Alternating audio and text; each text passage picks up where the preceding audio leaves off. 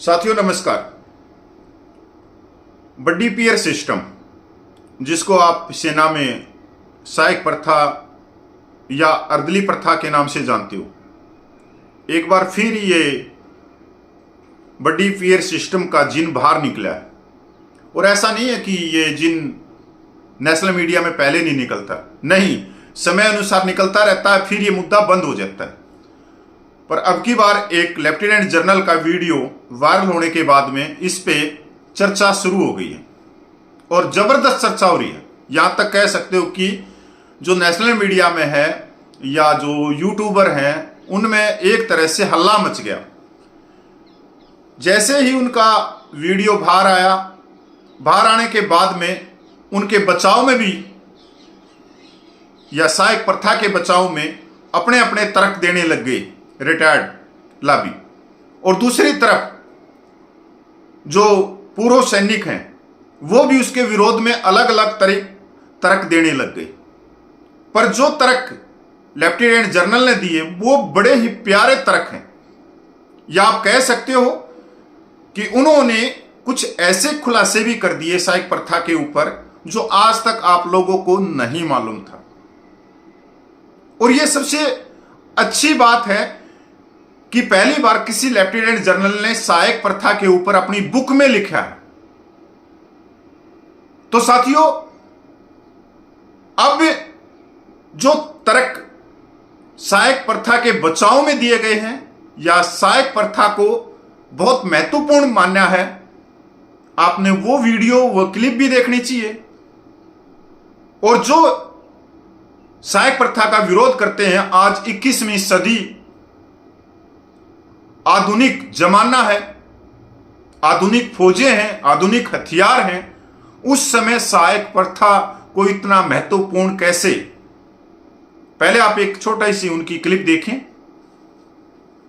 सब बड़ी सिस्टम भी आपको लगता है कि टेस्ट रन स्कोर सब जान देना चाहिए? बड़ी सिस्टम देखिए, समझना बहुत जरूरी है। बड़ी कौन है?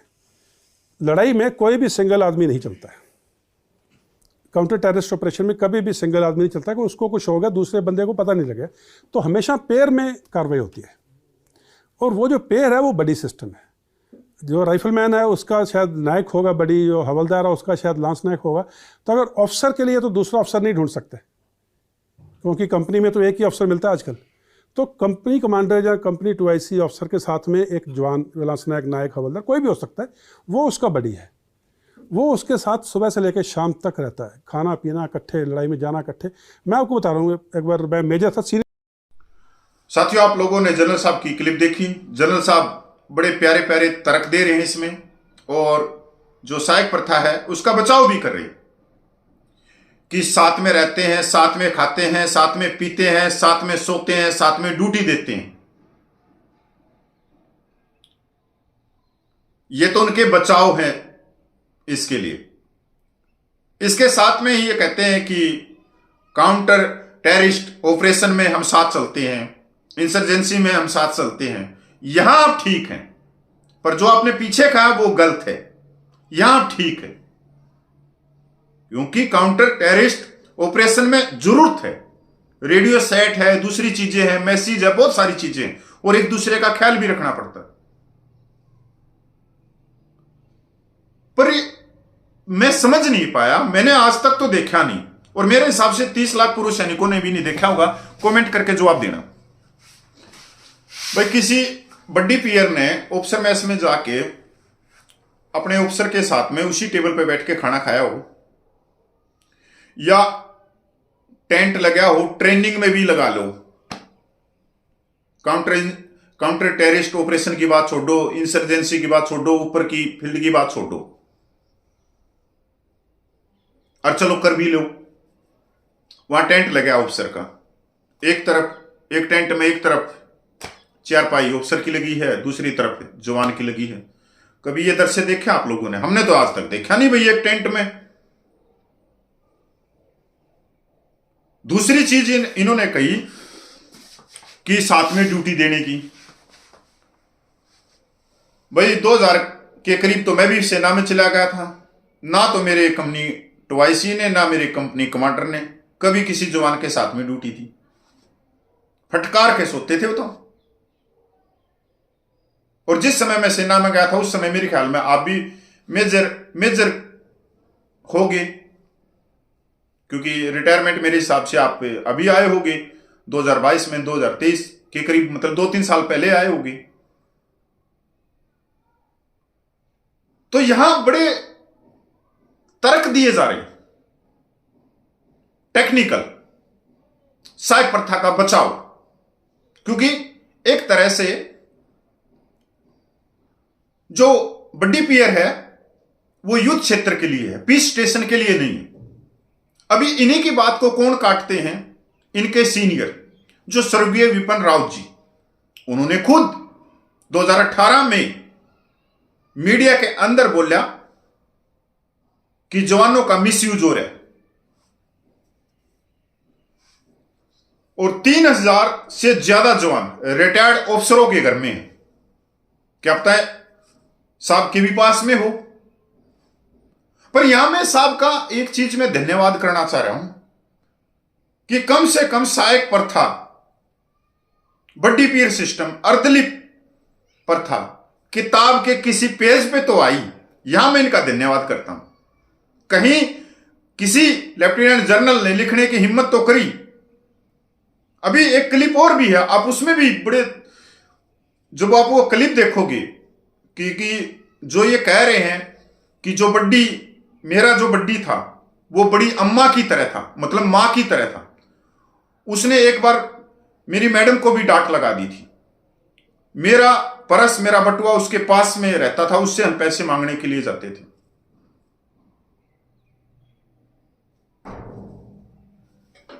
जनरल साहब, मैंने तो कानून की पढ़ाई करी है और आपने भी की होगी। एक जवान ऑफिसर क्वार्टरों में कब जा सकता है? ये कानूनी है या गैर कानूनी है? क्वेश्चन मार्क, आप जवाब देना इस बात का। आप दूसरी क्लिप देखो, इसमें मजा आएगा। वेयर इन द वर्ल्ड, लेकिन जितनी रिस्पेक्ट बड़ी को मिलती है, मैंने अपनी किताब में लिखा, मेरी वाइफ को डांट दिया उसने। यस, मेरे बड़ी ने वाइफ को डांटा, खर्ची। ये किताब में लिखा हुआ है। तो वो बड़ी है, आज तक उससे कांटेक्ट में हूँ, आज तक उससे मिलाप में हूँ। अगर मैं उसको मिसयूज़ करता या किसी तरह से उसको गलत मैं काम करने के लिए बोलता, कोई घर का काम या पर्सनल काम जो, तो वो मेरे से भी टच में थोड़ी होता। जब बैचलर थे उसमें किताब में फिर लिखा है, हमारा पर्स सब कुछ बड़ी के पास ही रहता है। अगर बाहर खाना खाने जाना तो बड़ी को रिक्वेस्ट करनी पड़ती है, यार थोड़े 20 रुपये दे दे, आज खाना खाने जा रहे हैं। एंड देन विल से साहब शुक्रवार को भी गए थे आप, इतना खर्चा ठीक नहीं है। वो बड़ी अम्मा का तरह होता है, क्योंकि आप तो 21-22 साल की उम्र है, उसकी 35-40 साल की उम्र होगी, उसके बच्चे हैं घर में। जब उसकी डॉटर की शादी होती है, मेरी वाइफ एक सबसे बढ़िया साड़ी उसको गिफ्ट करती है दीदी की तरफ से। सो ये कॉन्सेप्ट्स हैं। बड़ी system is a requirement of the battlefield. साथियों, पहली क्लिप में जो इन्होंने कहा कि साथ में रहते साथ में खाते हैं, तो मैंने नहीं, मेरे देखो जहां तक मेरे को पता है, अब किसी और को पता है तो वो बड्डी पियर ही बता सकता है, या 30 लाख पूर्व सैनिक बता सकते हैं कि कभी ऑफिसर मैस में किसी बड्डी पियर ने बैठ के खाना खाया हो एक ही टेबल पे, या किसी और ने खाया हो, तो वो जवाब दे सकता है। अब दूसरी क्लिप देखी, ये मजेदार है। इनमें जनरल साहब कह रहे हैं कि जब मेरी उम्र 21 साल की थी और बड्डी पियर 35 साल का था, बड्डी पियर 35 साल का, ये बड़ी ही, एक 21 साल का नौजवान और उसका बड्डी पियर 35 साल का, तो उसका बटुआ, जनरल साहब का बटुआ उसके पास में रहता था, और 5-10 दिन में हम बाहर खाना खाने के लिए जाते थे तो उससे पैसे मांगते थे। वो डांट लगाता था बड्डी पियर। अब बड्डी पियर कौन? सिपाही होगा, नायक होगा, हवलदार होगा, 35 साल वाला, तो भाई वो डांट लगा देता था। मैंने पहली बार ऐसा बड्डी पियर देखा जो अफसर को डांट लगा दे। और वो कहता था कि पिछले हफ्ते तो आप गए थे, ऐसे खर्चा मत करो। अब उस बड्डी पियर को अपने परिवार से ज्यादा इन जनरल साहब की चिंता थी और जनरल साहब जब मैच थी तो जनरल साहब बाहर क्यों खाना खाने जाते थे? उनका आउटपास कौन बनाता था? मतलब यहां भी सिस्टम को ताक पे रखा जाता है। मतलब जिसके हाथ में सिस्टम हो वो अपने हिसाब से घुमा लो, अपने हिसाब से रूल बना लो, नियम बना लो, कानून बना लो, पर छोटे रैंक के लिए नियम कानून ये बनाएंगे। अभी कोई जवान शहर में भी जाता है तो उसका नंबर आउट पास में तीसरे चौथे हफ्ते में पड़ता है और 2 घंटे का आउट पास मिलता है। पता नहीं क्यों कि जवान बाहर चला जाएगा तो पता नहीं क्या हो जाएगा, क्या नहीं हो जाएगा। अरे जवान बाहर से ही तो अंदर आया होगा, क्या वो छुट्टी पे बाहर नहीं जाता, अपने घर पे नहीं रहता, ब्याह शादी नहीं करता, वो समाज में नहीं रहता, तब तो वो जवान कुछ नहीं करता।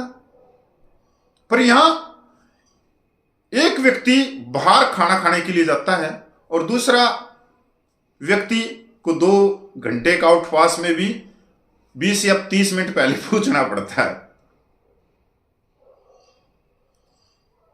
और बड़ी अम्मा कैसी हो गई? एक जवान है, लड़ाकू जवान है, करोड़ों रुपया खर्च करके उसको लड़ाकू जवान बनाया जाता है और वो आपने उसको बड़ी अम्मा बना दिया। आपने खुद अपनी बुक में लिखा और स्वीकार किया वीडियो में कि आज भी आप उसके संपर्क में हो। मतलब एक चीज तो यह हो गई, जैसे देश के अंदर कूलर, फ्रीज, बेड, भाई अलग अलग सामान, बर्तन, भांडे, पता नहीं क्या क्या मिलते हैं, उसी तरह से एक जवान परमानेंट बन जाता है। आप ही तो कह रहे हो कि वो आज भी मेरे संपर्क में है, इसका मतलब वहां से लेके वो यहां तक आपके संपर्क में, अभी आप रिटायरमेंट होगी। आपने ये नहीं बताया उस का प्रमोशन क्या है, उसका रैंक क्या है, कहां तक पूछा वो, और चीजें साफ हो जाती। जनरल साहब,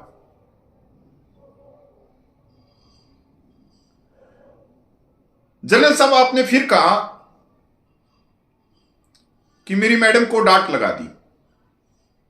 क्यों डांट लगाई ये भी आपने बताया।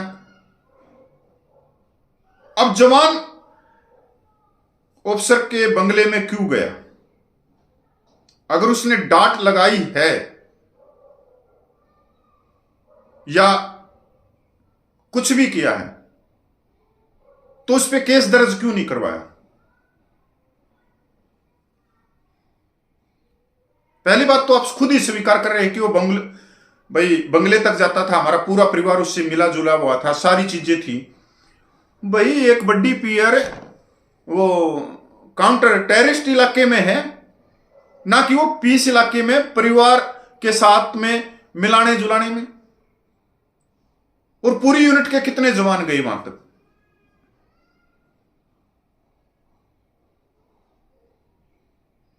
मैं नहीं कह रहा, ये आपका विरोध हो रहा है ट्विटर पे और ऑफिसर ही विरोध कर रहे हैं आपका कि जो चीजें आज तक किसी ने नहीं बोली थी वो चीजें आप सारी की सारी बोल गए।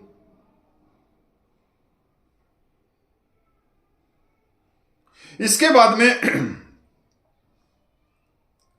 मेरे कुछ सवाल हैं जनरल साहब। एक जवान का वेतन कम से कम 50,000 से ऊपर है,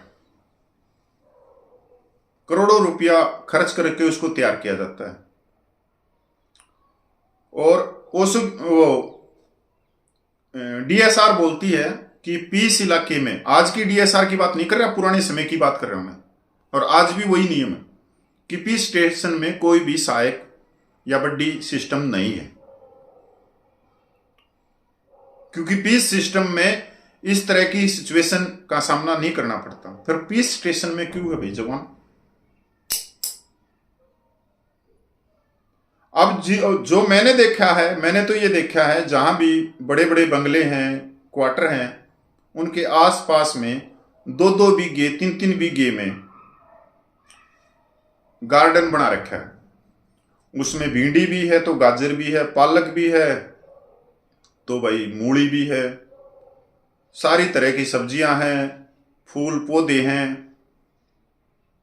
उसके साथ में पक्षी हैं, बत्तख हैं, तोते हैं, उसके साथ में भाई एक एक दो दो डोगी भी रखे हुए हैं। स्टैंडर्ड होता है, अच्छे भी लगते हैं, बड़ी बड़ी मूछें, एक दो डोगी पार्क में खेलते रहें, कुलावाती खाते रहें, थोड़ा स्टैंडर्ड होता है, ये तो है। चलो, अब उस पूरे गार्डन में आप खुदाई कर लेते थे अकेले, पूरे गार्डन की खुदाई आप करते थे, बतखों को खाना खिलाना, तोतों को खाना खिलाना, ये करना वो करना, सारे काम आप कर लेते थे। गाड़ियों की साफ सफाई है, ड्रेस हैं, और चीजें हैं, वो आप कर लेते थे अकेले। अगर अकेले आप नहीं कर सकते थे तो कोई ना कोई तो आपने सिविलियन बंदा रखा होगा। वो सिविलियन बंदा कहां है? चलो हम मत बताओ भाई, हमने तो क्या लेना। पर आपने कहा कि आज भी आप उससे संपर्क में हैं, आज भी आप उसके संपर्क में हैं, जो आपने किताब में लिखा। बहुत अच्छी बात होती कि जो लल्लन टॉप के स्टूडियो में आप अकेले आके बैठ गए तो उसको भी साथ में कुर्सी पे बिठा लेते और उसकी भी हां में हां भरवा लेते। क्या वो था? आपने कहा कि सबसे ज्यादा रिस्पेक्ट मिलती है बड्डी पियर को। मान गया मैं ये बात, तो बड्डी पियर को सबसे ज्यादा रिस्पेक्ट मिलती है, और आप कह रहे हो मेरे परिवार का हिस्सा है, तो परिवार में तो इकट्ठे बैठ के रोटी खाते हैं, सब खाना पीना सब कुछ। कभी आपके बंगले में उस बड्डी पियर के साथ में डाइनिंग टेबल पे आप लोगों ने खाना खाया होगा इकट्ठे बैठ के? जो परिवार है तो स्वाभाविक तौर पे है, सब इकट्ठे बैठ के रोटी खाएंगे। तो कोई फोटो भी खिंचा होगा, वो फोटो तो आपने नहीं दिखाया है यहां पे, क्योंकि कभी खाया ही नहीं है और ना ही खाएगा कोई व्यक्ति। इसके बाद में कहा कि आपकी मैडम ने 200 रुपये की साड़ी उस बड्डी पियर को दी। उसकी डॉटर की शादी थी या सिस्टर की शादी थी? अच्छी बात है, देना चाहिए, चलो कोई बात नहीं, मैं भी देता हूं। जब किसी ऑफिसर के बहन की शादी है, डॉटर की शादी है, जो मेरे परिचित हैं, आज भी मैं देता हूं और खुले हाथ से देता हूं, पर उनसे मैं जिंदगी में कुछ लेता नहीं। एक ही बंदे को साड़ी क्यों, जबकि बटालियन में तो 850 जवान हैं, जिनकी बदौलत, जिनके परिश्रम, जिनकी कठोर मेहनत से, जिनके कठोर रिस्क से आप इस लेवल तक पूछे। जब बटालियन अच्छा काम करती है तो बटालियन के अंक जुड़ते हैं, बटालियन को प्रसन्नता पत्र मिलते हैं, साइटेशन मिलते हैं, और सीधे सीधे वो साइटेशन अधिकारी की एसीआर को अप करते हैं। अभी मैं उदाहरण दूं, अभी जनरल साहब ने कहा, अपने जनरल साहब ने कहा कि जब मैं दिल्ली में बैठा हूं और मेरे बटालियन का से कोई एक जवान भी आ जाए तो ये सामने वाली कुर्सी पे वही बैठेगा आके, चाहे ऑफिसर खड़ा रहे, क्योंकि मैं अपनी बदौलत नहीं, मैं मेरी बटालियन की बदौलत, जिन्होंने इतना कठोर परिश्रम किया, जिन्होंने इतनी मेहनत करी है, जहां जहां गए वहां उन्होंने तिरंगे झंडे को फहराया, तगड़ा काम किया, और उस तगड़े काम की बदौलत मैं आज जनरल साहब बने। एक तरफ तो एक जनरल साहब 850 और अपनी बटालियन को की प्रसन्नता कर रहे हैं, जिस पे हमारे को भी गर्व होता है। एक तरफ कह रहे हो कि आप एक अपने बड्डी पियर को साड़ी दी है, तो 850 जवान के घरों में भी शादियां हुई होंगी, तो कितनी साड़ी दी होंगी? फिर ये भेदभाव क्यों है भाई? सबको दे देते साड़ी, कर साड़ी की कोई बड़ी बात नहीं है। 200 रुपये की साड़ी, 300 रुपये की साड़ी, ये क्योंकि मैंने कानून की पढ़ाई करी और मेरा तजुर्बा बहुत लंबा रहा। 2006 के बाद में सेना, जब जब आरटीआई एक्ट आया उसके बाद में बड़े बड़े भ्रष्टाचार मैंने उजागर करे, बड़े बड़े इतना इतना पहने रखते थे उनके भी, तो बड़ा तजुर्बा रहा मेरा। एक तजुर्बा तो ये रहा कि ये गिफ्ट का क्या चक्कर है, क्योंकि भाई मेरे साथ में भी थे, मेरे साथी भी थे कुछ बड्डी पियर, तो कभी होली दिवाली पे वो 5, 10, 20 डब्बे लेके आते मिठाइयों के, किसी में थोड़ी सी मिठाई, किसी में आधी मिठाई, और वो दिवाली 5-6 दिन निकलने के बाद में वो डिब्बे लेके आता, और छुट्टी के साथ में कि 5-10 दिन जा रहा हूं, मेरे को साहब ने ये देख मिठाई दे दिए, ये दे दिए। कई बार तो वो जो बच्चों के कपड़े हैं पुराने उनको भी बांधे मिलता था, और बड़ा खुश रहता था वो। मैं समझता हूं इसको, ये मनोचिकित्सक कहां तक दिमाग को हाईजैक करता है कि यार ये चीजें, पर उस जवान ने कभी ये सोचा है तू 60,000 रुपया वेतन ले रहा है और 60,000 रुपये की तू टाटा 407 भर सकता है, बड़ा टेम्पू भर सकता है मिठाइयों का, साड़ियों का, कपड़ों का, क्योंकि उसके अंदर वो मनोबल नहीं है, क्योंकि कहीं ना कहीं उसका मनोबल नीचे चला गया। वो स्वीकार ही नहीं कर पा रहा कि तू देश का रक्षक है, देश सबसे ज्यादा पैसे तेरे ऊपर खर्च कर रहा है, पे अलाउंस सब कुछ दे रहा है।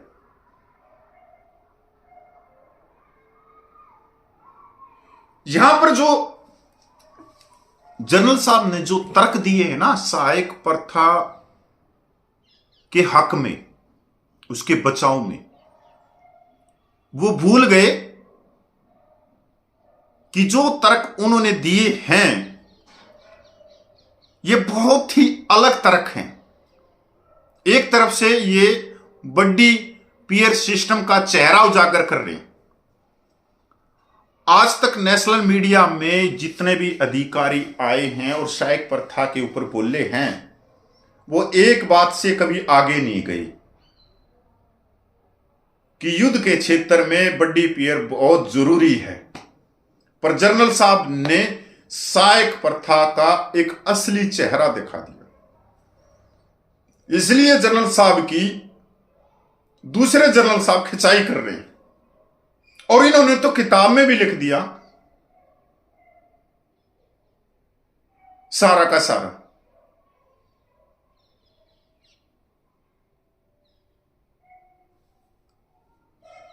साथियों, यह बहुत रूढ़वादी प्रथा है। आज के समय जो आधुनिक भारत है, आज इस प्रथा का कोई महत्व नहीं। अगर जनरल साहब के तर्कों पे जाएं तो फिर 2 सेनाओं में और लागू करो भाई इसको। उनको भी तो जरूरत है ना इस चीज की, वो भी तो ऑपरेशन कर रहे हैं, कोई पानी में, कोई हवा में, तो उनको जरूरत नहीं है।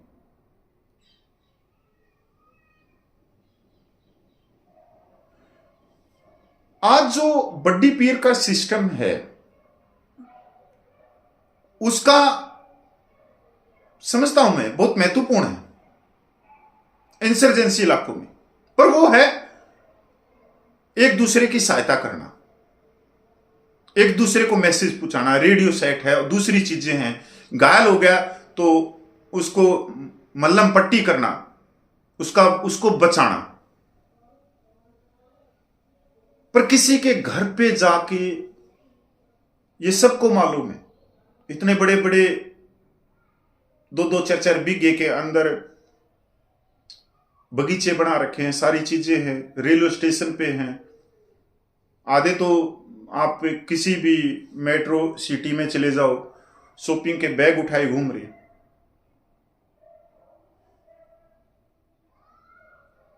जब स्वर्गीय विपिन राव जी ने 2018 में जब बोला था सहायक प्रथा के ऊपर, तो उन्होंने एक बड़ा खुलासा भी किया था कि 3,000 से ज्यादा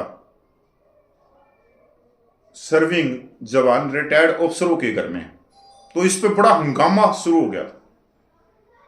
और उनके साथ में भी रिटायर्ड ऑफिसर उनके साथ में लग गए थे, उनका विरोध करने लग गए थे ट्विटर पे, इन चीजों पे। और खासकर जो ये भी देख रहे होगे आप कि ट्विटर के ऊपर खासकर अफसरों का परिवार ज्यादा विरोध करता है। जैसे आज लेफ्टिनेंट जनरल साहब का भी विरोध उनके परिवार ज्यादा कर रहे हैं, क्योंकि वो अच्छे तरीके से आज के दिन तकरीबन 1 लाख से ऊपर सर्विंग जवान ऑन ड्यूटी वाले बड्डी पियर का काम कर रहे हैं घरों में। अगर हम मान भी लेना दोस्तों